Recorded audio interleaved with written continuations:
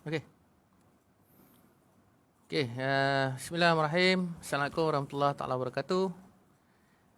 Maaf hari ni terlewat sikit untuk sesi live Gapura Misteri Sejarah yang saya bawakan pada setiap hari Selasa dan Rabu pada jam 10 malam lah.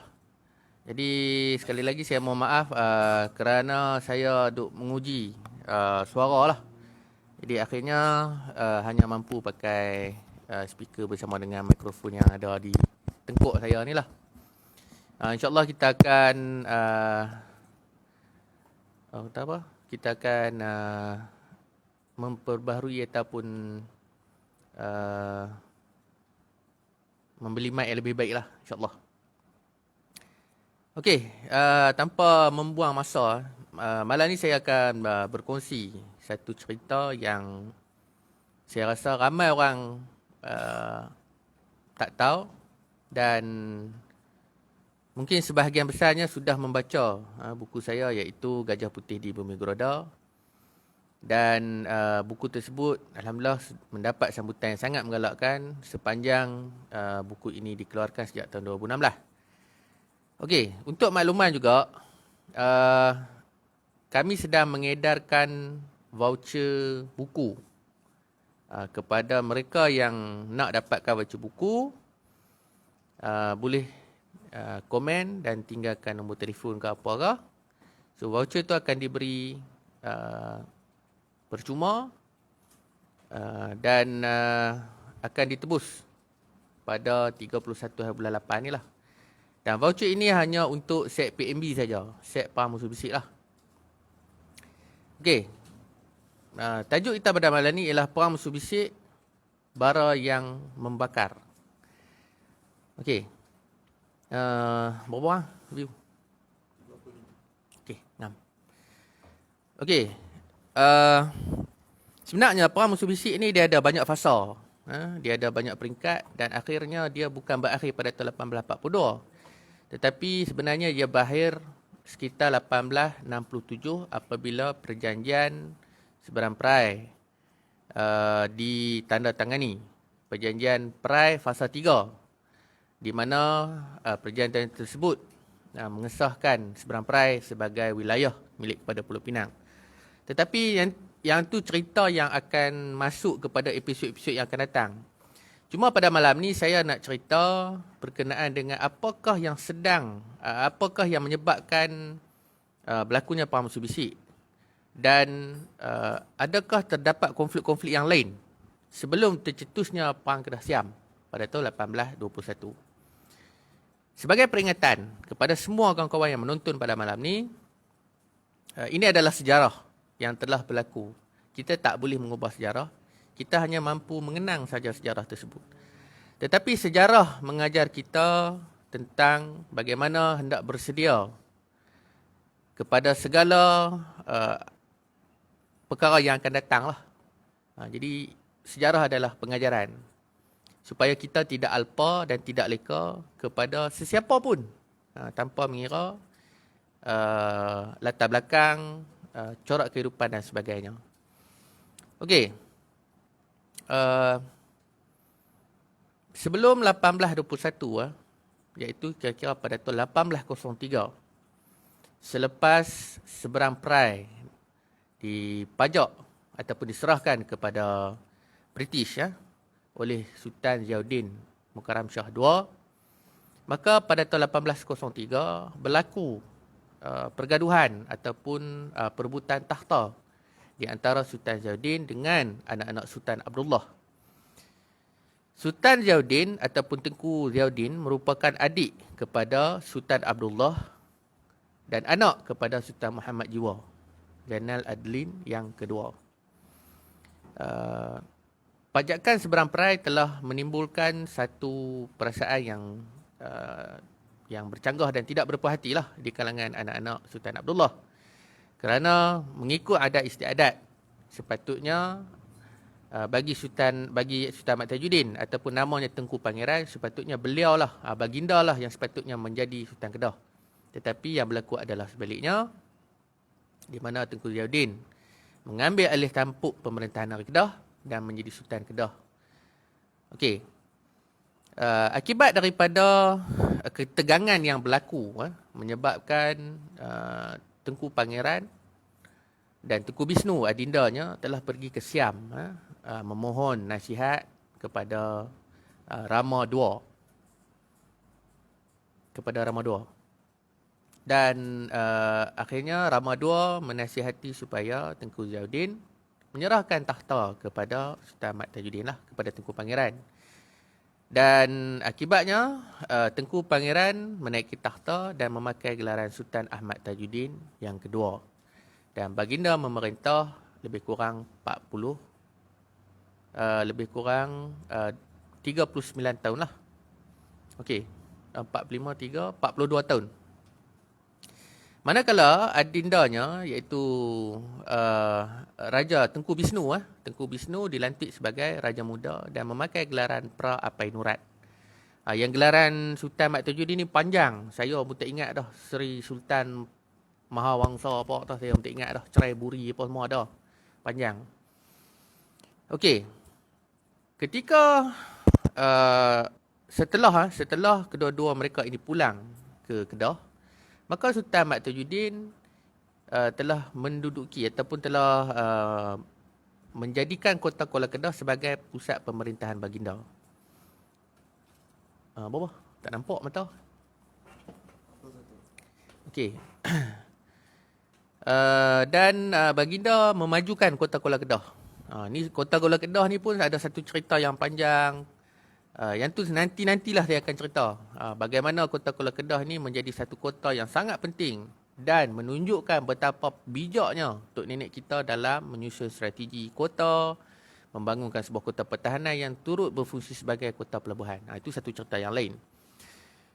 Okey, pada tahun 1803, setelah Sultan Ahmad Tajuddin menaiki takhta, maka berlaku ketidakpuasan hati di kalangan adinda-adinda tuanku lah.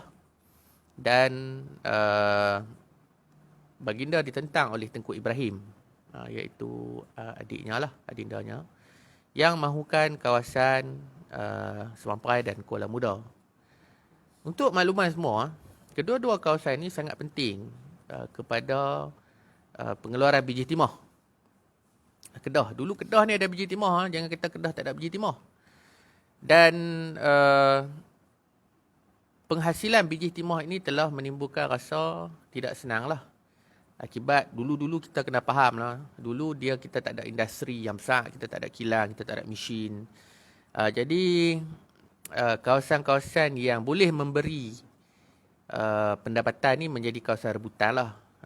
Cerita ni bukan kata pasal dia anak raja ke, kita tak boleh anggap macam tu. Sebab merebut kawasan ni, manusia mana-mana pun akan merebut kawasan yang boleh memberi manfaat pada dia lah. Cuma dalam situasi dia sebagai anak raja, orang pandang tak berapa elok. Tapi kalau kita pandang mereka ini sebagai manusia biasa, maka kita kena terima hakikat bahawa pada zaman dulu tak ada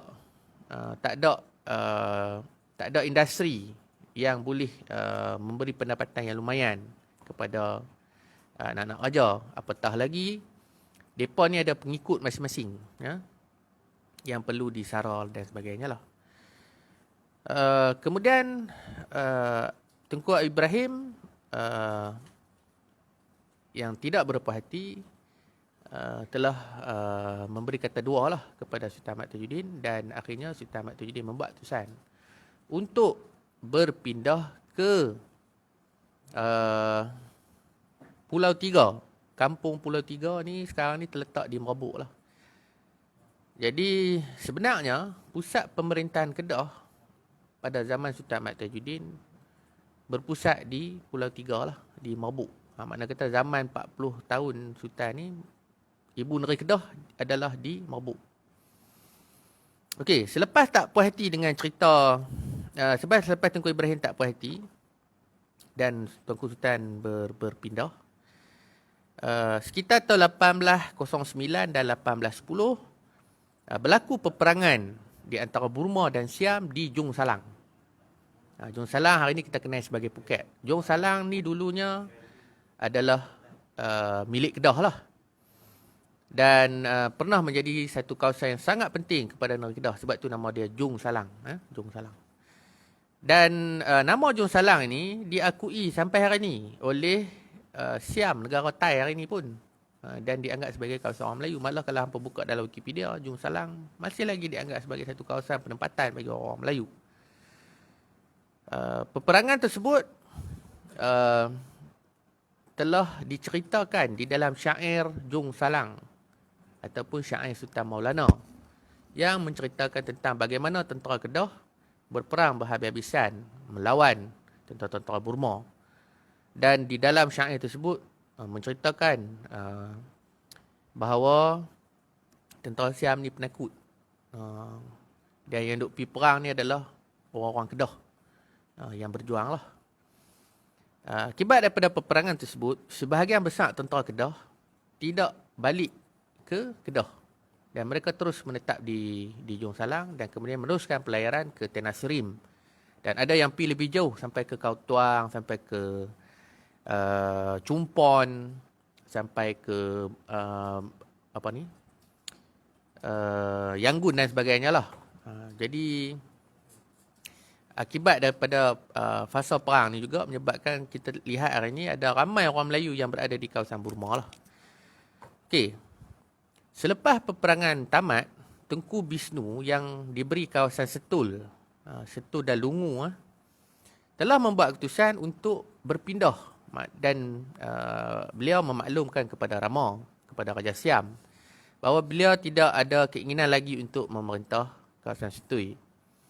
Dan akhirnya dia meninggalkan Setui dan menyerahkan pentadbiran kepada keraninya bernama Abdullah. Yang Abdullah, kalau tak silap saya, Abdullah. Dan pindahnya Tengku Bisnu telah menyebabkan kawasan Setui ini tak ada raja. Akibatnya, Rama Siam menyerahkan kawasan Setul kepada Raja Singgora ataupun Songkla lah. Masa ni Songkla dah duduk bawah pentadbiran Siam. Dan Tengku Bisnu memerintah di kawasan Mabuk. Berdasarkan kepada cerita ni lah, saya pernah lukis satu peta Kedah dalam keadaan warlord.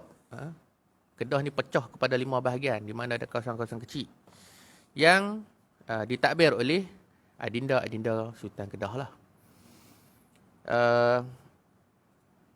Ramai orang tak faham kenapa. Dulu saya duk baca sejarah Setui dan banyaklah buku-buku ataupun penulisan berkenaan sejarah Setui. Dan timbul persoalan, mula-mula saya duk rasa geram. Pasal apa Tengku Bisnu dia belah daripada kawasan Setui, sedangkan dia dah elok-elok memerintah di situ dan kawasan tersebut adalah milik Kedah. Akhirnya, bila saya kaji lebih kurang setahun, barulah saya dapat jawapan di dalam surat-surat koleksi surat-surat Sultan Kedah, Sultan Mat Tajuddin kepada Siam. Menyebut bahawa pindahnya Tengku Bisnu ni pasal dia tahu dah dia akan kena getah lah. Kalau bahasa kita ni kena getah lah. Pasal Phuket ni dengan Setui tak jauh. Jadi Siam ni dah game dia lah. Lebih kurang macam tu lah. Tengku Bisnu ni adalah Raja Laksmana. Dan tuanku lah, dan baginda lah, ataupun beliau lah yang memimpin armada Laut Kedah yang terakhir. Dalam syair ni saya pernah cerita dah dalam video YouTube saya dan sebagainya. Saya menyebut bahawa armada-armada Kedah yang namanya pelik-pelik, Unggas Angkasa, Macan Loyang, Cercamar Gila, Badak Badak Berendam pula. Ada 10 nama lah yang saya tak ingat. Yang Badak Berendam tu set kami duk buat ni. Set PMB sebelum keluar nak keluar PMB yang baru ni, ada set-set yang kami buat lah. Okey. Jadi Tengku Bisnu lah yang memimpin Angkatan Kedah yang disebut dalam syair Duka Nestapa dan berjaya mengalahkan Burma.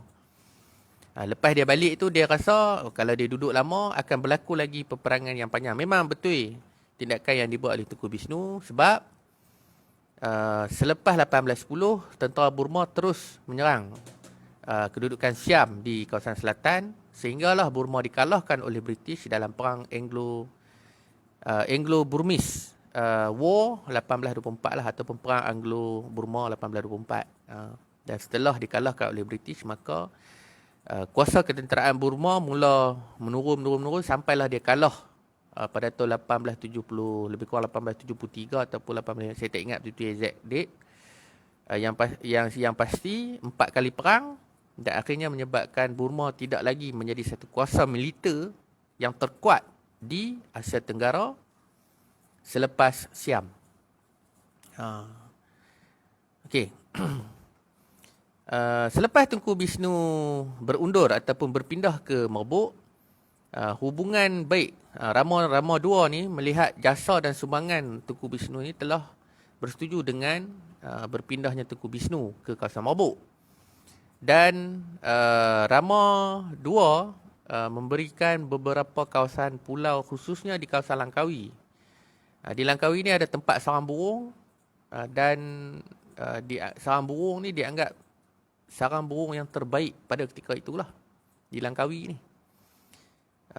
Dan Tengku Bishnu ni hidup dalam keadaan yang bergantung harap kepada orang kata apa, pendapatan tersebut lah.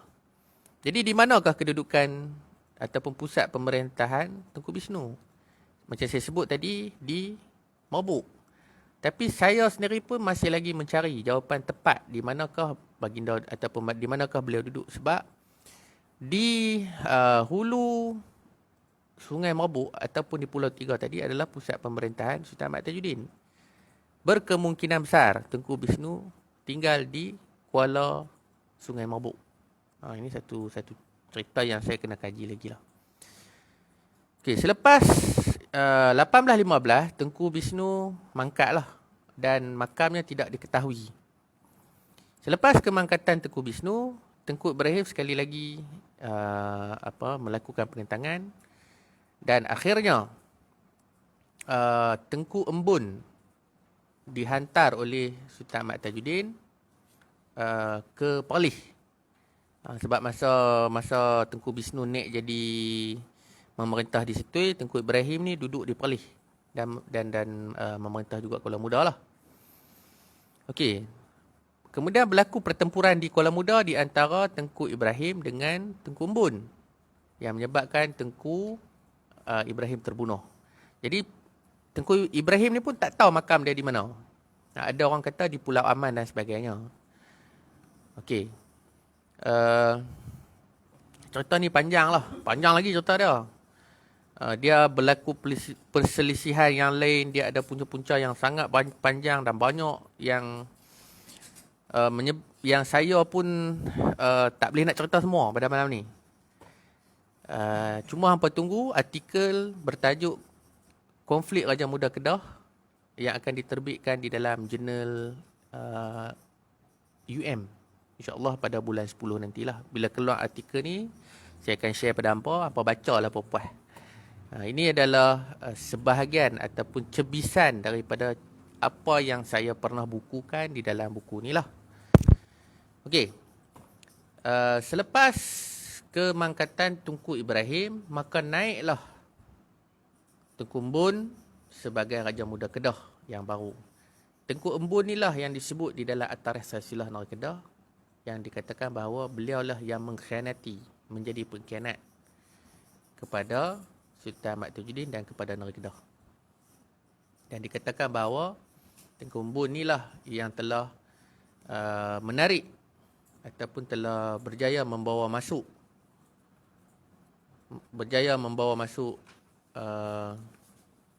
Siam ke Kedah lah. Okey.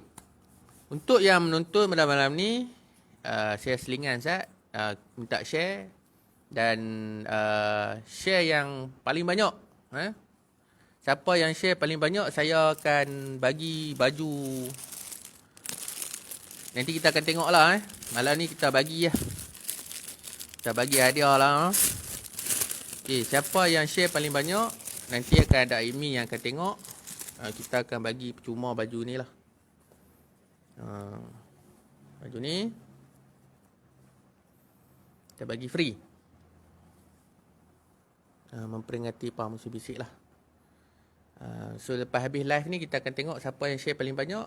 Admin akan PM dan akan minta alamat lah. So kepada kawan-kawan yang nak baju ni, 5 orang terawal, 5 orang terbanyak share akan dapat baju ni percuma. Eksklusif. Baju ni takkan keluar dah lah. Sebab lah kita dah 201 tahun. Ni baju ni dikeluarkan pada tahun lepas lah, 200 tahun. So yang baju terbaru ni kalau nak free kena tunggu lah. Kena tunggu setahun lagi lah. Okey. Kita sambung balik. Dan jangan lupa dapatkan voucher. Malam ni kita nak bagi voucher. Macam mana tak cerita voucher ni?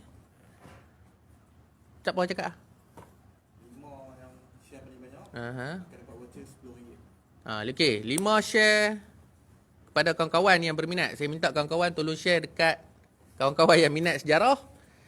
Hampa hantar link live malam ni, bagi kat depa dan dapat voucher lah. Macam mana? Okey, kita akan bagi voucher RM10. Dan kita akan bagi baju ni lah. Ni baju dia. Baju ni macam mana?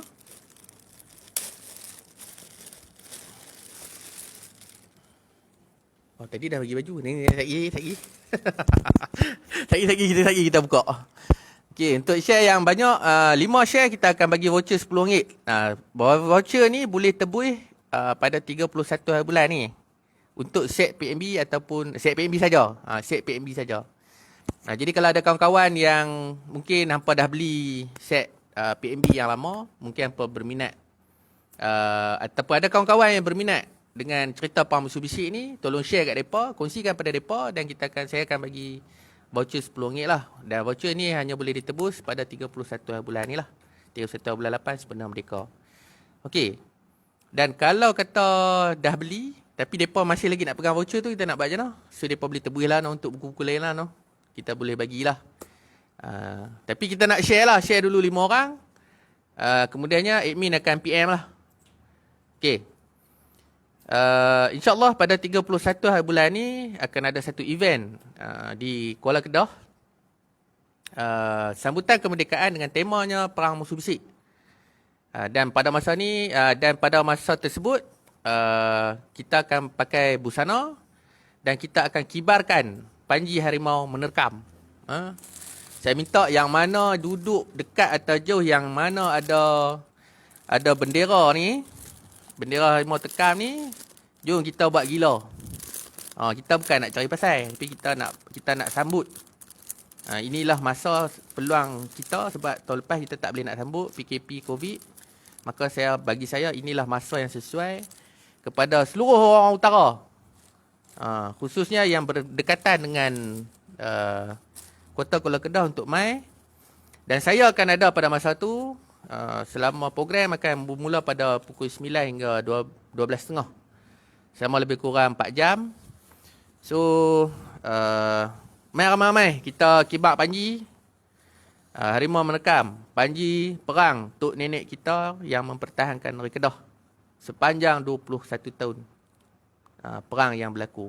Dan untuk makluman semua, inilah satu-satunya perang yang paling panjang yang pernah berlaku di tanah Melayu. Tak ada perang lain dah. Hampa terus ada cerita perang-perang lain. Dan apa yang menjadi persoalan paling besar ialah kenapa sejarah Perang Mitsubishi ini disembunyikan daripada pengetahuan kita. Ini yang perlu kita tahu, yang perlu kita faham, yang perlu kita hayati dan perlu kita cari kembali. Kenapa Perang Mitsubishi yang melibatkan seluruh alam Melayu? Seluruh alam Melayu ni bukan kata tanah Melayu saja tau. Filipina, Borneo, Sabah, Sarawak, Kalimantan, Pulau Jawa, Pulau Sumatera dan sebagainya telah datang selama 21 tahun membantu negeri Kedah mempertahankan negeri kita ni daripada jatuh ke tangan Siam. Ini satu cerita yang sangat besar dalam cerita Perang Mitsubishi. Pada malam ni saya hanya cerita rentetan awal tercetusnya Perang Mitsubishi lah. Tapi bukan saya nak fokus kepada kesilapan ataupun perebutan kuasa yang berlaku. Perebutan kuasa ni hampa jangan duk compare. Orang Melayu ni sikit-sikit berebut kuasa. Tak. Mana-mana pun sama. Asal namanya manusia, berebut kuasa itu biasa. Khianat itu biasa. Atas nama manusia. Jangan duk kata, kenapa orang Melayu ni suka khianat? Tak, hang baca tak sejarah India? Kalau baca sejarah India lagi teruk. Cuba hampa baca sejarah Cina, zaman warlord. Lagi teruk. tengok filem-filem Cina macam mana mereka berkhianat. Kalau law ni trend Korea. Boleh tengok cerita-cerita Korea yang bercerita tentang pembesar-pembesar yang berkhianat dan sebagainya lah. Ini biasalah. Jadi kita ni yang dah faham sejarah ni, kita jangan buat macam tu lah. Itu saja. Kan? Daripada kita nak menyalahkan tok nenek kita, benda dah tak boleh patah balik.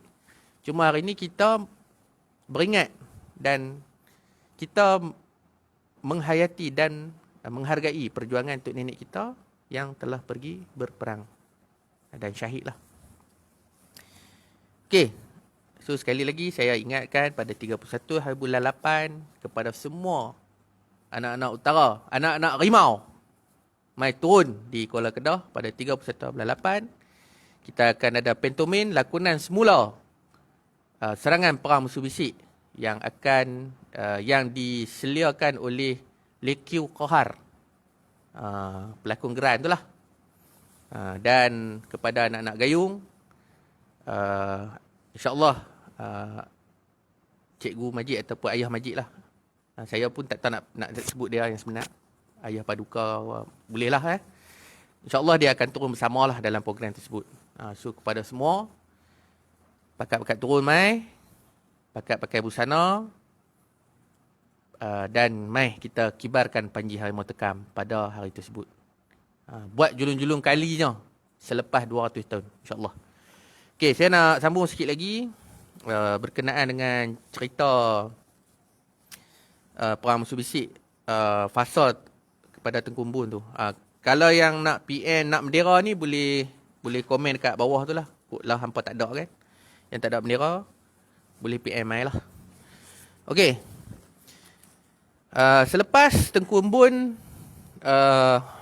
dikatakan mengadu domba kepada Raja Siam, maka akibat adu domba tu menyebabkan Kedah diserang. Sebenarnya bukan hak tu yang jadi. Dia mengadu tu memang jadi, memang betul. Dalam surat-surat Siam yang saya baca, memang Tengku Umbun pergi jumpa Raja Siam, mengadu kepada Raja Siam supaya campur tangan di dalam hal Kedah. Sebenarnya Rama II tak masuk campur. Rama II kata, hang balik Kedah dan selesailah dengan sendiri. Selesai dengan cara yang baik lah. Ini bukan kata saya nak backup Raja Siam, tak. Ini berdasarkan rekod, iaitu surat-surat Tengku Bishnu. Sebab Tengku Bishnu, surat-surat Tengku Bishnu, surat-surat Raja Siam dan sebagainya, Pongsawadan, banyaklah yang menyebut bahawa Rama II tidak mahu, bukan tidak mahu, dia pada masa tu dia kurang berminat untuk campur dalam hal Kedah kerana dia sedang sibuk dengan berperang. Ketika tu Siam sedang berperang di kawasan Chiang Mai dan Kemboja, sebab mereka nak luaskan kuasa lah. Jadi kawasan selatan ni tidak diberi perhatian. Okey. Sebenarnya masa Tengku Umbun bergaduh dengan Tengku Ibrahim dan mangkatnya Tengku Ibrahim, Rama II atas orang kata apa, atas rayuan ataupun bisikan, ni kira bisikan syaitan oleh Raja Ligor. Raja Ligor ni Cina. Selalu saya sebut dalam live saya bahawa Raja Ligor ni memang Cina. Cina betul. Bukanlah saya nak kata Cina yang duduk di Malaysia ni jahat, tak. Cuma dia adalah keturunan Cina, bangsa Cina. Dan dia kata kepada Rama III, dia kata kalau nak menguji kesetiaan Kedah, sebab masa ni Kedah ni duduk dalam dilema sama ada hendak berpihak kepada Siam ataupun nak berpihak kepada Burma. Dan memang ada catatan yang menyebut Kedah menghantar bunga emas kepada kedua-dua belah pihak, sama ada Burma pun dia bagi bunga emas dan kepada Siam pun dia hantar bunga emas. Okay, jadi orang kata, Kedah ni apa siapa? Kedah ni lekeh, tak kuat dan sebagainya. Okey, tuan-tuan kena faham. Kedah ni bukan dia berperang pada tahun 1821 dan sebagainya.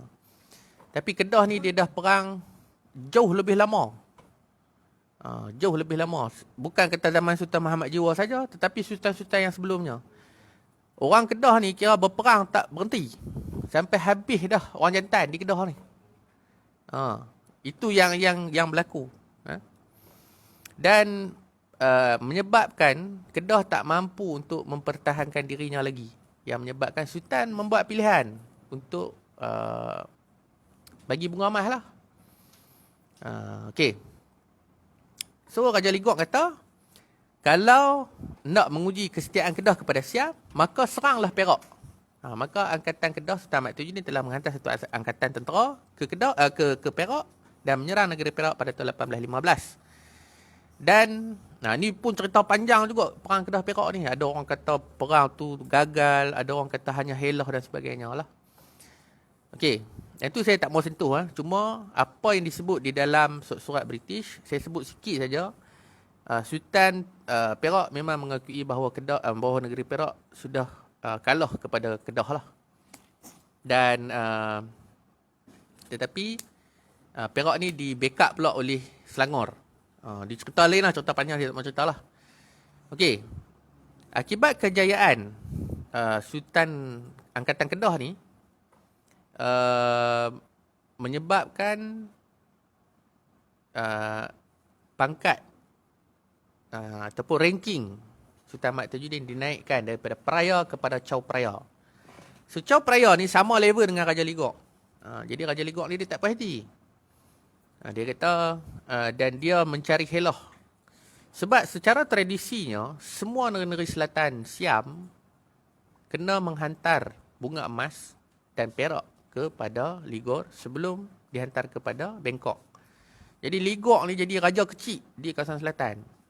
Dan ada banyak catatan yang menyebut daripada tahun 1820 selepas 1821 selepas kejayaan Ligor menakluki Kedah, Ligor ni diperhatikan oleh Bangkok.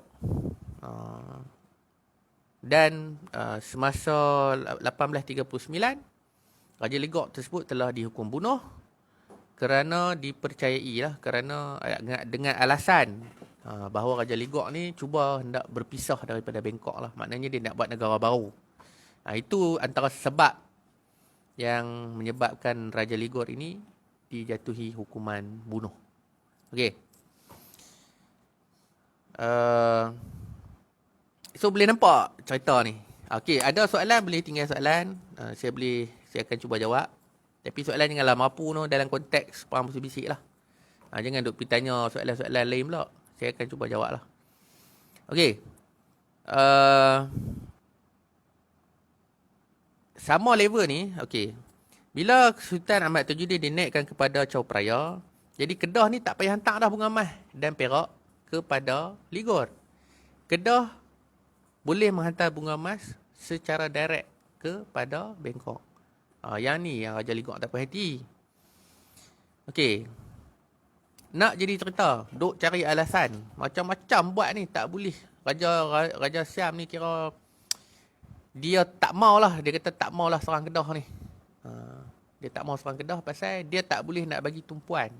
Dan pada satu sudut saya rasa lah, sebab ada perjanjian di antara Sultan Ahmad Tajuddin dengan Rama III dan Rama II bahawa Siam tidak akan menyerang Kedah lah selagi mana Kedah menghantar bunga emas. Saya rasa inilah alasan yang paling kukuh dan paling logik dalam hal kenapa Rama II tidak menyerang Kedah sepanjang tempoh Rama II itu hidup lah. Okey, kemudian naik Rama III dan akhirnya diserang lah. Tukar pentadbiran dengan kejayaan Ligor, memanipulasi keadaan lah. Okey. 1821, sebelum 1821 tu, 18, lebih kurang tu 18, 17, 18, 18. Cerita berkenaan dengan isi surat, cerita macam mana Ligor boleh serang dan sebagainya ni, saya ada tulis. Hampa boleh type dekat Google. Kedah dalam kancah peperangan di antara Konbaung dan Chakri diterbitkan oleh ATMA. Jurnal Tamadun Alam Melayu, ATMA, UKM. Hampa boleh type dekat Google, hampa boleh baca lah. Saya cari isi kandungan surat tu 4 tahun. Lalas saya dapat di Arkib India. Saya baca sampai habis baru saya tahu apa sebenarnya isi kandungan tu. Yang tu apa baca lah, saya tak mahu nak cerita Kalau hampa nak dengar juga, hampa pergi buka YouTube saya, ada lebih kurang 5 kot siri musuh bisik yang saya cerita lah. Okey.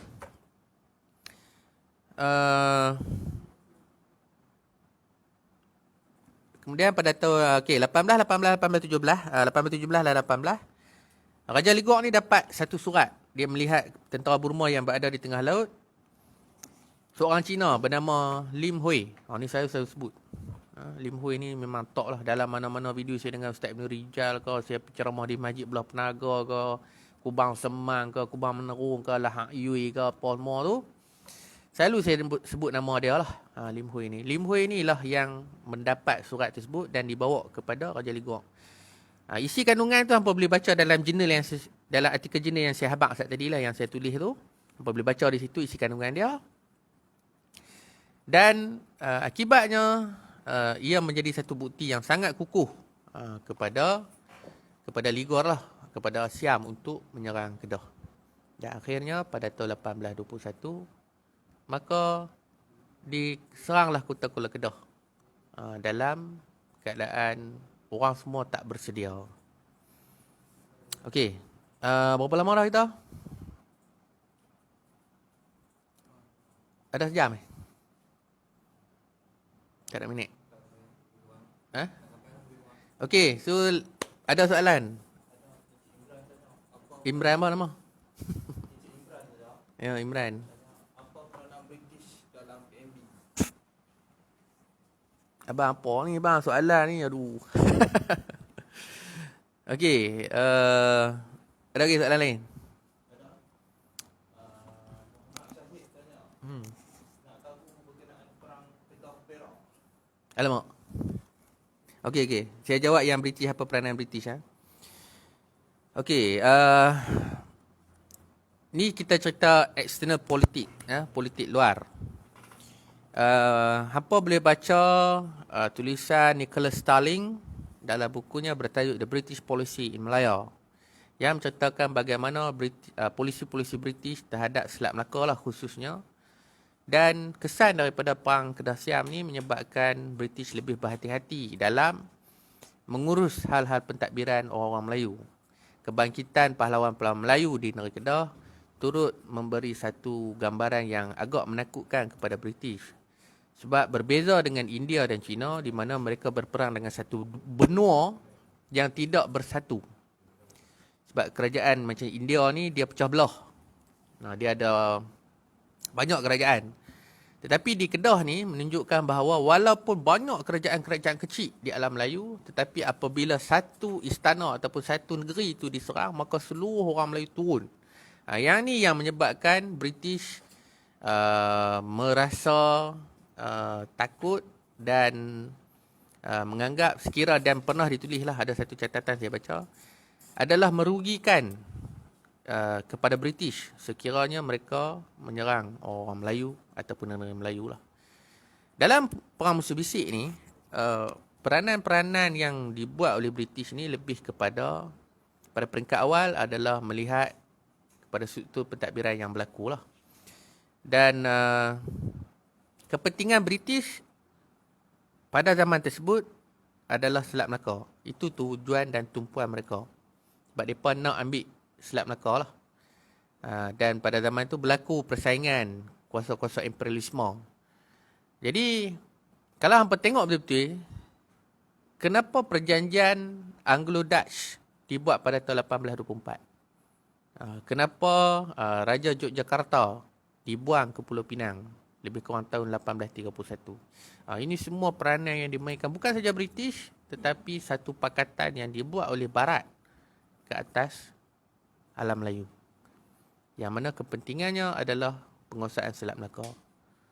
Okey, jangan lupa share dan share kepada kawan-kawan yang berminat tentang cerita perang musuh bisik. Dan sekali lagi saya ingatkan, share yang paling ramai pada malam ni, saya akan pilih 10 orang. 10 orang boleh ya? Okey, 10 orang yang sharenya paling banyak, saya akan bagi baju ni lah. Baju PNB. 5? 10? Okey. 5. Kalau okey ni 5 ni untuk share yang paling banyak saya akan bagi percuma lah. Okey, yang mana share 5 saja share. Saya akan bagi voucher bernilai RM10 yang boleh ditebus pada 31/8 ni. Untuk pembelian set PMB saja. Okey. Peranan ataupun campur tangan British ni sentiasa berubah mengikut keadaan, khususnya apabila parti buruh ataupun konservatif bertukar lah di London. Kalau konservatif memerintah, dia lebih berpihak kepada orang-orang tempatan. Kalau buruh yang memerintah, dia lebih melihat kepada materialism. Jadi dasar-dasar ni yang menyebabkan kita rasa macam British ni buat apa sebenarnya, apa peranan dia.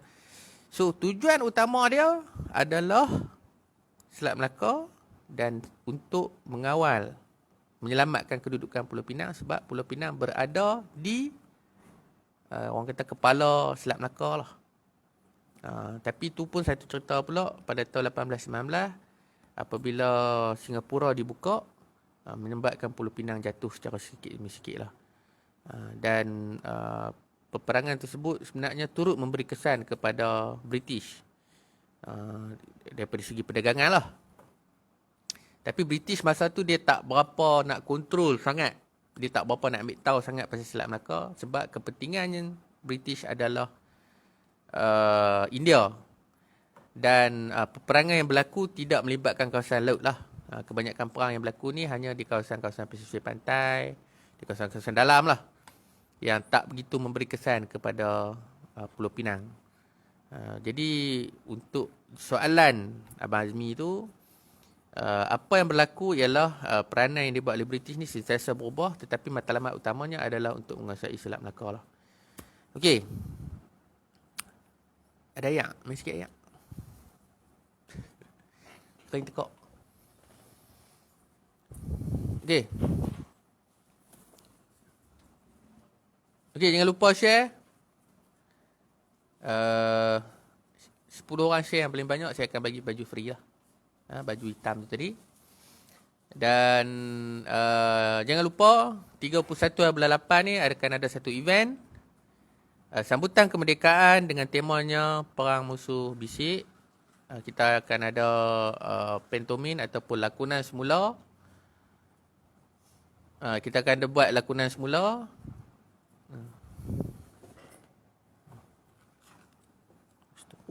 Bismillahirrahmanirrahim.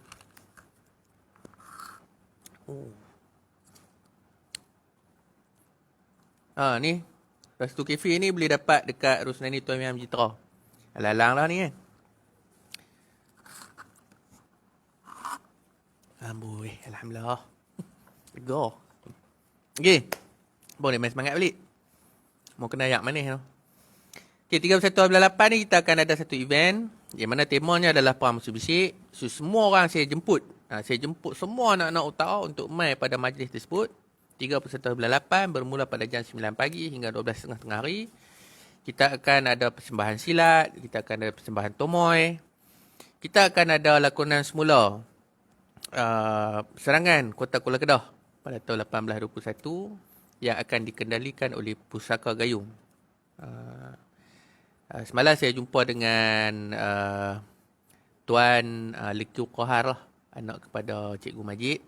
Alhamdulillah mendapat persetujuan dan mereka akan melakonkan semula cerita serangan Perang Musuh Bisik. So event utama ataupun acara utama pada hari tersebut buat pertama kalinya dalam sejarah negeri Kedah ni. Saya tak tahulah, saya 12 tahun saya duduk di Pahang, tapi saya tak pernah dengar cerita ada orang nak buat lakonan semula, cerita perang dan sebagainya. Inilah kali pertama cerita Perang Musuh Bisik akan dilakonkan semula dalam bentuk pantomin. Jadi saya jemput semua ramai-ramai pakat mai ke majlis tersebut dan jangan lupa bawa bendera Rimau Tekap. Kalau tak ada boleh beli dekat Kataha. Cari kat Kataha, type Kataha, boleh beli di Shopee dan sebagainya lah. Okey.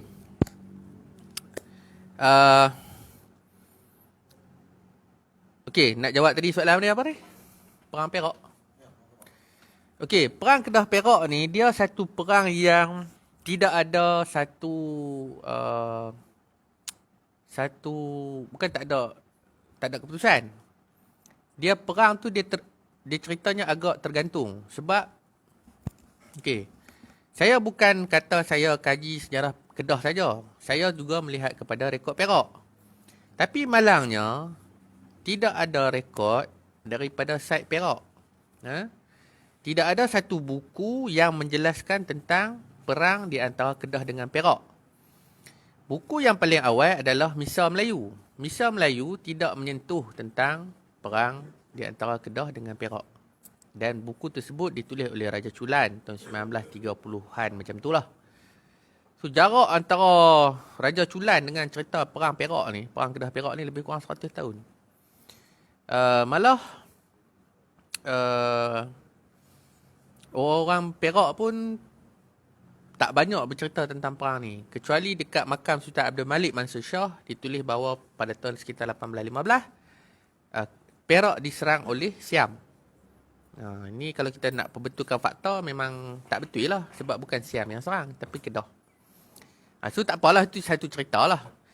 Cuma di site Perak tidak ada satu data yang boleh saya bandingkan. Saya pun tak tahu macam mana nak cerita. Cuma dalam beberapa surat Sultan Abdul Malik kepada British menyebut bahawa Perak kini sudah berada di dalam tangan Kedah. Itu saja surat.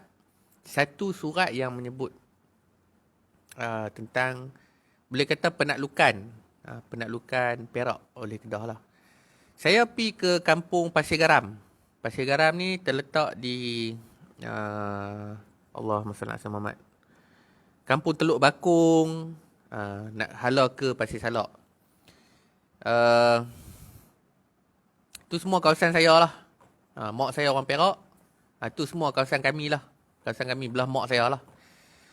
Okay, saya pergi ke Kampung Pasir Garam yang dikatakan tempat berlakunya peperangan. Bila saya pergi, saya tanya dekat sini ada apa, banyak orang tak boleh jawab. Tapi di seberang sana, kalau hampa duduk di kalau Sungai Perak tu, apa dia panggil menghilir lah no. Okey, dia nak menghilir. Hulu hilir, nak menghilir Sungai Perak tu, dia akan Kampung Pasir Garam ni duduk belah kanan, tebing kanan. Kampung Jawa duduk tebing kiri. Sebelah kiri ni yang ada makam-makam diraja, cerita-cerita kesultanan dan sebagainya. Tetapi rekod-rekod Kedah yang menunjukkan bahawa Kedah berjaya menakluki Perak. Tetapi belah Perak ni tak ada cerita. Tak ada rekod langsung. Cuma ada satu surat saja, iaitu surat Sultan Malik Mansur Shah kepada British Pulau Pinang menyebut bahawa Perak sudah ditakluki oleh Kedah. Ini saja jawapan yang saya boleh bagi dalam cerita perang Perak Kedah. Kalau tak diakui, kenapa signboard tu menulis Perak diserang oleh Siam? Memanglah satu sudut tu nak tutup lah nama Kedah. Tapi inilah cerita yang betul dan sebenar yang kita kena faham dan akui. Tekanan politik yang diterima oleh Kedah menyebabkan baginda menulis surat kepada Sultan Malik Mansur Shah bahawa dia tak ada pilihan, Sultan Kedah tidak ada pilihan. Dan dalam History of Perak, Winstead dan Wilkinson, saya dah baca habis dah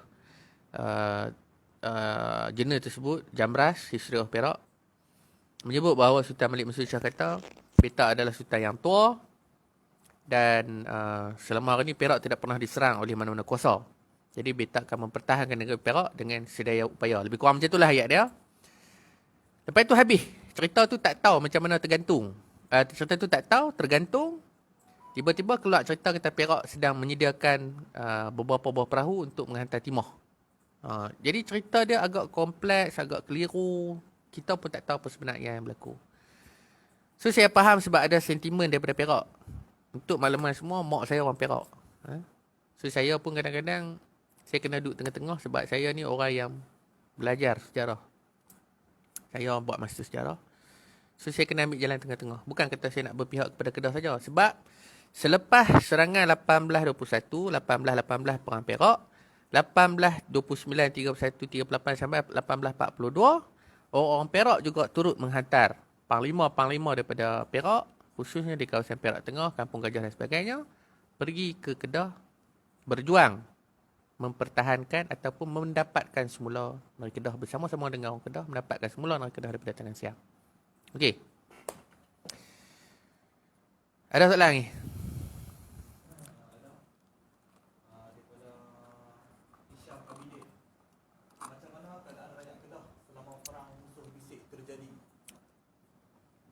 Ni hampa kalau hampa nak ayak ni hampa pergi cari di Jitra. Terus ni Tom Yam Jitra. Wah. Saya ni nak promote lain tapi dah lalang minum ni dia jadi macam nak. Kena promote juga. Apa dah soalan tadi? Minta maaf lah. Dia kena ayak sedap ni dia jadi lain. Isyam Abidin tanya. Macam mana keadaan rakyat Kedah selama perang musuh bisik terjadi? Okey. Keadaan rakyat Kedah. Okey, Kedah ni dia macam ni lah. Ada tak? Okey. Sebelum saya nak jawab soalan tu, minta share. Minta share sebanyak boleh. Kita akan bagi baju. 5 orang yang share kepada kawan-kawan yang berminat tentang sejarah, saya akan bagi voucher RM10 yang boleh ditebus pada 31 bulan 8 untuk dapatkan buku set PMB. Dan saya minta tolong kepada semua anak-anak Kedah terutamanya, tolong share, tolong cerita sejarah Perang Musuh Bisik ni. Tolong. Kita orang Kedah, jangan duk bercerita pasal Melaka. Melaka tu bagi orang Melaka buat kerja dia. Hang nak cerita sejarah Perang Johor Jambi, tak payah hang bagi orang Johor buat kerja mereka. Kita ada sejarah kita. Kita orang utara, orang Pulau Pinang, orang Perlis, orang Kedah. Kita ada sejarah kita. Orang Langkawi pun. Kita ada sejarah kita. Kita angkatlah sejarah kita. Kita kembangkanlah sejarah kita. Kita naikkanlah sejarah kita. Tak ada siapa pun yang angkat sejarah kita. Kita duduk di Kedah, kita pergi angkat sejarah Melaka, orang Melaka dapat nama. Saya bukan kata saya nak anti dengan Melaka, tak. Tetapi dah sampai masanya kebangkitan Melayu mestilah bermula di utara. Dan saya rasa inilah masa yang sangat sesuai untuk kita angkat semula sejarah negeri kita. Okey, balik pada soalan tadi ya, macam mana keadaan rakyat negeri Kedah? Okey, ni kita katalah peta negeri Kedah. Kedah ni dia diserang daripada dua arah. Dia diserang daripada laut dan dia diserang daripada darat, khususnya daripada Perlis lah. Perlis masuk Ayam Hitam, Jerelun dan sebagainya dan turun ke darat. Dan ada pula cerita-cerita yang mengatakan tentera Siam ni turut menyerang kawasan Baling. Baling dia tak masuk Pisik dan sebagainya. Jadi kawasan Kulim, Padang Terap ni tak tahu apa. Orang-orang belah Padang Terap Kulim ni, dia bila perang tu habis baru dia tahu, oh ada perang. Tetapi tidak ada satu catatan, tidak ada satu bukti tentang pendudukan Siam di kawasan-kawasan tersebut lah. Dia nak tengok mudah ya. Di mana ada Wat Siam, di situlah ada peristiwa-peristiwa Perang Kedah Siam. Okey, jadi Kedah ni terbahagi kepada, rakyat Kedah lah terbahagi kepada 3 lah. Satu yang lari ke Sebang Perai dalam keadaan merimpat dan sebagainya, duduk di Sebang Perai mendapatkan perlindungan daripada British. Yang kedua, mereka ni bertahan di Kedah. Mereka tak mau lari.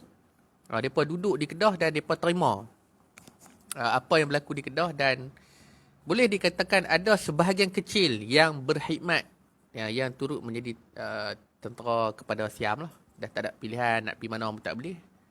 Lelah redha je lah. Okay, yang ketiga ni, bagi saya lah, yang ketiga ni, mereka ni tak tahu apa langsung. Sebab tu bila Perang Kedah Siam tamat 1842 dan Kemangkatan Sultan Ahmad terjadi pada tahun 1845, Kota Kuala Kedah ni jadi padang jarak Padang Tekukok. Dan padang jarak Padang Tekukok ni satu cerita juga. Pada tahun 1821 sehingga 1831 berlaku penyakit wabak kolera. Kolera ni semua orang cirit muntah sebab ayak. Timbul juga persoalan. Yang ni pun nantilah saya akan cerita. Bagi saya, kejayaan serangan kat Kota Kuala Kedah ni bukan sebab dia ramai teknologi, meriam senjata pidak, tetapi akibat daripada wabak penyakit yang sedang berlaku memberi kelebihan kepada Ligor untuk menyerang Siam. Malah, dalam catatan John Anderson, The Political Consideration of Malay Peninsula, menyebut Raja Ligor ni semasa di British dia ikut menjejaki Raja Ligor ni. Raja Ligor ni berundur sampai ke Perlis dalam keadaan tercirit. Dia cirit sikit perut pasal kolera tu, dan sebahagian besar pengikut-pengikut dia mati tengah jalan akibat sakit perut yang melampau. Jadi ini yang berlaku lah dalam cerita Perang Musuh Bisik. So banyak faktor. Bukan sekadar Kedah ni jatuh pasal lemahnya orang Kedah, pasal tak erti perang. Tak erti perang datang apa? Perang puluh-puluh tahun. Berperang sedia. Lepas mati, perang pula. Mati, perang pula. Beranak, perang. Beranak, perang. Beranak, perang. Itu lah. Jadi, sebab itulah orang Kedah saja ataupun orang utara saja yang pakai perkataan kahak ketegak. Dia kahak-kahak, ketegak pun ya juga. Kalau kita nak cerita perjuangan orang Palestin hari ini yang tak putus-putus mempertahankan Masjidil Aqsa. Orang Kedah ni dah lalu 21 tahun. Berjuang tanpa henti lah. So, yang mana berundur ke Sabang Perai mendapat perlindungan. Dan hari ini, bagi saya lah, yang original ataupun genetik yang betul-betul genetik Kedah duduknya di kawasan Sabang Perai. Genetik Kedah, orang Kedah yang pure duduk di Sabang Perai. Bukan saya kata orang Kedah lain tak pure. Tapi orang Kedah yang lain tu dia dah mix. Maknanya dia dah ada campuran. Ataupun mereka ni mai daripada Kulim. Contohnya mai daripada Sikh apa semua. Tiba-tiba mereka mai Kuala Kedah. Mereka kata, asal Kuala Kedah ni kosong. Tak ada orang. Pekan mati. Bila tanya-tanya, berlaku perang. Tak apalah, kami mai duduk tahun ni. Jadi, sebab tu, ni pengalaman saya sendirilah. Saya ceramah satu masjid kat Kuala Kedah. Tok Wan ni umur 80. Saya pun ceramah cerita faham Mitsubishi ni. Lepas tu, habis tu saya keluar. Nak pergi makan lah. Ada jamuan sikit. Jadi Tok Wan ni mai. Saya ni umur 80. Saya duduk di sini daripada saya kecil. Saya tak pernah dengar cerita Pak Mitsubishi. No. Ini pengalaman saya. Tok Wan umur 80 tak pernah dengar cerita Pak Mitsubishi. Jadi saya tak pelik kalau ada orang yang tak bisa dengar Pak Mitsubishi generasi muda ini. Jadi dah sampai masa. Maksud saya hari ni kita dah sampai masanya untuk kita cerita tentang Mitsubishi ni kepada semua orang. Tanpa mengira dia tu mai kat mana, negeri mana, daerah mana, kampung mana, ceruk mana, kita kena cerita. Pasal perang ni melibatkan semua orang. Okey. Ada soalan lain? Izul Marzuki tanya, bagaimana dengan kebijaksanaan Tunku Anum berjuang secara diplomasi? Okey. Ini ayat manis ni dia kira kering tekak kan. Okey, perjuangan Tunku Anum Okey, saya ada tulis dalam buku ni berkenaan Tunku Anum. Secara jujurnya lah, saya agak skeptik dengan Tunku Anum. Dia panjang cerita lah. Bukan saya kata dia tidak berjuang. Mungkin daripada segi taktik gerilanya, mungkin daripada segi diplomasinya ataupun helah yang dibuat, mungkin benar.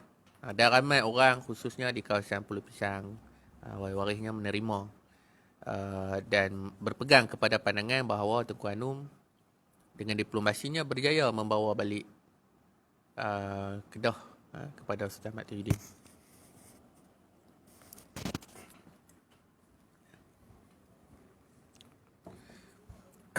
Tapi pada saya lah, tahukah anda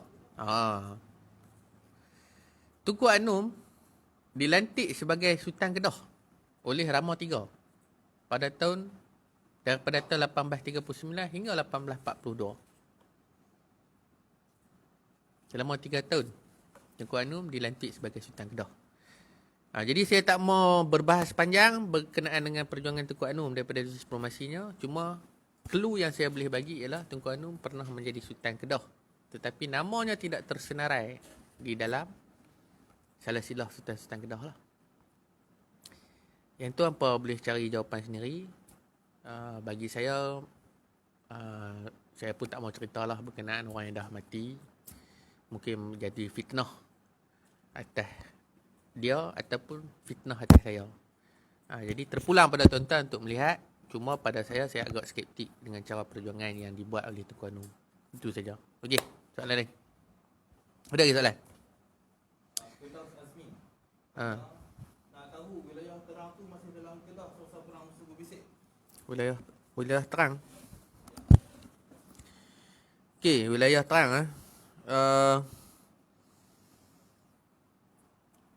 dalam Syair Jun Salang 1810, bila tentera Kedah ni dia dah berjaya mengalahkan Burma, Jong Salang tu tidak dipulangkan kepada Kedah. Jadi seluruh kawasan-kawasan Panga, Terang, Setui, kecuali Setui Panga, Terang tu sudah berada dalam pegangan Siam. Malah keseluruhan kawasan-kawasan tersebut berada di bawah pengawasan Ligor ataupun Nakhon Si Tamarat. Alhamdulillah saya dapat 5 digital kopi Pong Sawadan ataupun hikayat Ligor dan Singgora yang diberi kepada saya lah oleh seseorang lah. Saya tak mahu sebut nama lah. Dan kalau ada sesiapa yang boleh baca tulisan Siam, saya minta hubungi saya. Saya nak minta translate untuk memahami lebih dalam lagi cerita Pang Musuh Bisik ni daripada kacamata Ligor dan Songkla. Kalau ada, bagi tahu kat saya, PM saya tepi. InsyaAllah kita akan bincang benda ni. Okay. So jangan lupa share video malam ni. Saya ingatkan sekali lagi, pada 31 bulan ni kita akan ada satu event bertemakan Pang Musuh Bisik. Mai pakai busana, jangan duk pakai seluar jean, jangan pakai t-shirt. Saya merayu. Inilah masanya untuk kita angkat adab budaya kita. Kalau tak ada pun sangat, mailah pakai baju Melayu dengan songkok. Hormati majlis. Kita main majlis ni, kita kena hormat majlis. Jangan duk main kepala kita nak buat kepala masam. Duk kata kita lah kepala masam. Tak tahu di luar sana berapa ramai lagi masam pada hang tu. Main majlis ni, main cara majlis. Kalau tak ada busana, main pakai baju Melayu. Pakai songkok, pakai sempin. Okey. So 31 bulan ni ada majlis bertemakan Pang Musuh Bisik. Kita akan ada banyak persembahan silat, persembahan tomoy dan sebagainya. Dan acara kemuncaknya adalah pentomen lakonan semula serangan Kota Kuala Kedah pada tahun 1821. Selama lebih kurang 45 minit dah. Dan kalau boleh, yang mai tu ada bendera rimau tekam. Rimau bendera ni lah. Ada bendera ni. Hampa boleh dapatkan bendera ni dekat Shopee Kataha lah. Okay. Walaupun ada orang petikai ni bendera cola, orang kata ni bendera ni tak wujud dan sebagainya, saya nak jawab cara mudah, tapi mampus ya. Minta maaf saya kasar sikit tu, saya geram. Dah lah hang tak buat apa kan, betul saya memang pandai pula. Duk buat-buat saya memang pandai, hang tak buat apa pun. Bila orang berjuang hang nak marah. Ni masalah agak orang Melayu. Kalau zaman dulu saya pitikam lah orang-orang tu ni. Tapi negara ni ada undang-undang kan. Kalau tak mau berjuang, duduk diam-diam. Bagi orang yang nak berjuang, pergi dulu. Okey. Ada soalan tahun lagi tak? Terlajak pula. Khalid Harun tanya. Assalamualaikum. Salam. Pada masa PMB, adakah Cina Kota Kuala Muda terlibat juga? Cina Kota Kuala Muda. Hang soalan lain macam ni. Ni semua punca ni. Okey, dalam cerita Perang Kedah Siam ni, dia sebenarnya ada campur tangan kongsi gelap Cina. Ada 2 buku yang hampa boleh rujuk, iaitu The Chinese Secret Society, tulisan M.L. Wayne dan Try and Tabut. Itu saya tak ingat penulis dia, tapi rasanya M.L. Wayne juga. Okey. Dan kalau orang cerita tentang Haisan dan Gihin di Perak, sebenarnya Haisan dan Gihin ni dah bermula di Kedah dalam Perang Musuh Bisik. Tetapi peranan mereka ni tak ditonjolkan. Cuma semasa Siam 1825, Raja Ligor ni sebenarnya daripada Haisan, kumpulan Haisan. Dia cuba nak menyerang Perak pada tahun 1825 dan dia menghantar surat kepada Lok Achong. Lok Achong ni, hampa boleh baca cerita dia, cebisan cerita dia. Saya ada tulis lah dalam buku ni, Tanah Baru Negara Selatan. Hampa boleh baca dalam buku ni. Ada saya sentuh sedikit lah berkenaan siapa Lok Achong ni dan macam mana boleh jadi perang Kedah, peranan kongsi gelap di dalam Perang Musuh Bisik dan sebagainya. Dan antara salah satu sebab saya tulis buku ni adalah sebab saya jumpa. Saya duk rasa pelik. Pasal apa ada peranan kaum lain dalam Perang Musuh Bisik ni? Ini yang menimbulkan persoalan yang saya agak takut jugalah nak share dekat public kan. Pendek cerita, hampa bacalah buku ni, hampa boleh dapatkan buku ni. Ni cover yang paling baru, hampa boleh dapatkan buku ni dekat Goroda Merah Press. Hampa baca, hampa interpret sendiri. Saya tak mau nak cerita panjang-panjang, saya takut lagi ada kena SOSMA lah, ISA dan sebagainya. Tapi saya tulis dengan ada rujukan. Dan rujukan-rujukan ni bukan saya kata saya ambil daripada Melayu ataupun orang putih semata-mata, tetapi saya juga ambil daripada penulis-penulis orang Cina dan sebagainya lah. Ni, nampak kot no. Lebih kurang 4 muka surat jugalah reference yang saya buat. Okay. So, kalau nak kata Kota Kuala Muda, tak juga. Dia melibatkan seluruh, boleh kata seluruh pokok-pokok kongsi gelap pada masa itulah. Dan kalau kita tengok daripada sudut kongsi gelap pula, walaupun Haisan dengan Gihin ni bergaduh, tapi ada Tok Pekong, ada Wahsang. Nama Wahsang ni dulu saya kecil-kecil, saya tengok cerita kungfu Cina, ada kumpulan kungfu nama Wahsang. Rupanya memang dia wujud kumpulan Wahsang ni. Ada satu drama Cina lah, saya duk tengok kungfu-kungfu ni. Bila saya duk baca sejarah, rupanya cerita-cerita Cina ni, waktu tu petang ni kan, dulu-dulu lah. Rupanya cerita tu memang betul, berdasarkan sejarah. Cuma kita ni tak faham apa. Kita tengok tanggung fu lah. Mai dah tua bangka lagu ni, bila dah faham sejarah baru kita nampak, oh betul cerita sejarah ni. Okay, so saya jawab dekat tu. Kalau nak tahu lebih, tuan boleh buat kajian ataupun bolehlah dapatkan buku Gajah Putih ni. Gajah Putih pula. Tanah Baru Negara Selatan. Okay, kepada yang berminat untuk dapatkan buku-buku lain, boleh tinggal nombor telefon ke apa ke untuk admin Goroda WhatsApp apa lah. Khususnya siapa yang nak buku ni lah. Siapa nak buku ni, boleh dapatkan di Goroda Merah, page Goroda Merah, page Facebook lah. So dalam buku ni akan menjawab apa persoalan yang tuan-tuan nak tahu. Okay, so last soalan.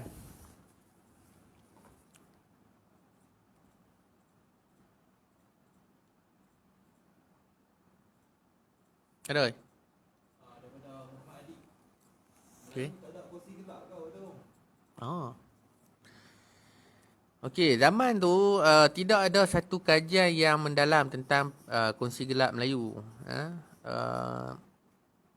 Cuma dalam selepas Perang Musuh Bisik, kalau hampa baca buku Prof. Mahni Musa, tajuknya Kongsi Gelap Melayu, diterbitkan oleh Jamras, menyebut tentang kewujudan kongsi gelap selepas pada itulah. Sebelum tu tidak ada kajian dan tidak diketahui sama ada kongsi gelap Melayu, tak ada.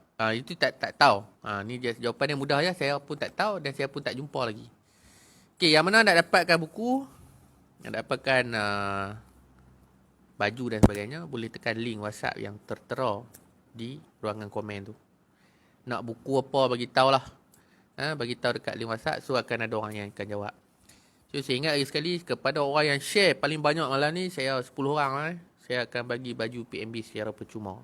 Share kat kawan-kawan yang minat ajarah. Jangan duk pergi share tak tentu halau. Boleh? Boleh tu? Macam mana? Tak apalah, hampa share lah macam mana pun, jadi hampa share. So 10 orang yang paling banyak, kita akan bagi baju free. So, untuk 10 orang. Kata baju ni kami jual RM30, so malam ni kita bagi free. Untuk orang yang share paling banyak. Tekan share, bukan nak gaduh bayar. Benda tu tekan lah. Spam lah sampai beli, sampai kena block lah. Senang cerita. Okay. Saya rasa takat tu saja kot saya cerita malam ni. So untuk video yang seterusnya, saya akan cerita tentang apakah persenjataan orang-orang Melayu dalam cerita Perang Musuh Bisik. So betul ke orang Melayu ni setakat pakai lading saja, setakat pakai sabit saja, setakat pakai keris saja dalam berperang? Benarkah? Benarkah orang Melayu ni berperang tak pakai azimat, tak ada ilmu kebal dan sebagainya? Dan sejauh manakah Perang Musuh Bisik ni daripada segi persenjataan memperlihatkan keupayaan taktikal perang dan strategi orang-orang Melayu dalam berperang secara berperang dengan Siam lah. Sebab yang hampa perlu faham tentera Siam ni, walaupun Crawford kata pada tahun 1822 ketika dia sampai di Medan Cepraya, dia kata tentera Siam ni penakut. Tetapi tuan-tuan kena faham bahawa Siam masa ni sangat ramai. Malah mereka mampu untuk mobilize tentera seramai 300,000 sekiranya diperlukan. Orang Kedah masa tu dianggarkan ada lebih kurang 150,000 hingga 300,000. Tidak ada data yang tepat berapa ramai orang Kedah. Tapi kalau kita baca, penduduk Kedah ada 300,000, agak-agak lelakinya ada berapa? Mungkin ada yang betul-betul boleh pergi berperang, mungkin ada 100,000. Contoh. Tapi Siam dia boleh panggil semua negeri-negeri di bawah taklukan dia boleh panggil dan dia boleh kumpul 300,000 orang dalam satu masa. Jadi keupayaan militer Siam ni sangat kuat lah pada masa tu, walaupun mereka tak ada senjata dan sebagainya. Okey. So, itu saja pada malam ni. Terima kasih kerana setia menunggu sehingga waktu yang akhir lah. So, kita ada berapa view malam ni? Last view. 96. Alhamdulillah. Saya pun tak sangka ni. Malam ni boleh pergi tinggi. Dan saya pun tak sangka juga ada peminat. Okay, Alhamdulillah. Terima kasih semua kerana setia sampai ke hujung siaran. Bukan hujung nyawa, hujung siaran. Nantikan esok. Okay, episod ke-3. Gapura Misi Sejarah. Kita akan sambung cerita Perang Bisik daripada segi persenjataan. InsyaAllah. Di antara pukul 9.30 hingga pukul 10. Ustaz. Esok malam saya tak ada. Saya kena balik Kuantan pasal mak saya operate mata pada hari Khamis. So kita tak ada rancangan esok. So kita akan sambung minggu depan pada hari Selasa dan Rabu lah, insya-Allah. Jadi sekali lagi saya ingatkan, jangan lupa untuk share, untuk like, untuk follow MHR dan Geruda Merah. Dan jangan lupa war-warkan ataupun berceritalah dengan apa cara sekalipun, walaupun anda bisu, pekak dan sebagainya, ceritalah tentang Perang Bisik dengan cara anda tersendiri. Sesungguhnya Perang Bisik adalah satu-satunya perang yang besar selama 21 tahun, perang yang paling panjang di seluruh alam Melayu. Tidak ada satu perang yang begini, khususnya di tanah Melayu. Dan perang inilah membuktikan bahawa walaupun orang Melayu ini selalu berpecah belah. Saya suka pakai semalam saya duduk bersembang dengan geng-geng Gayu, nama Din. Nama dia Hafizuddin. Dia kata macam ni, dia kata pesanan Tok Mio. Silat Gayo, dia kata. Umpama biduk berlalu kembang bertaut. Dia kata orang Melayu ni walaupun macam biduk berpecah, ada di biduk perahu lah, dia kata perahu ni memecahkan orang Melayu. Maknanya macam kita ni ideologi, pemahaman kita dan sebagainya. Tetapi kita ni semua macam kembang yang duduk di atas sungai, atas air, yang akhirnya bila biduk tu berlalu, maka bersatulah kembali orang Melayu. Dan sebab itulah saya pernah tulis satu artikel, bersatunya 7 Panji, InsyaAllah, dalam proses pembikinan. Okay, so itu sahaja daripada saya. Terima kasih kerana menonton. Sampai jumpa lagi. Assalamualaikum warahmatullahi wabarakatuh.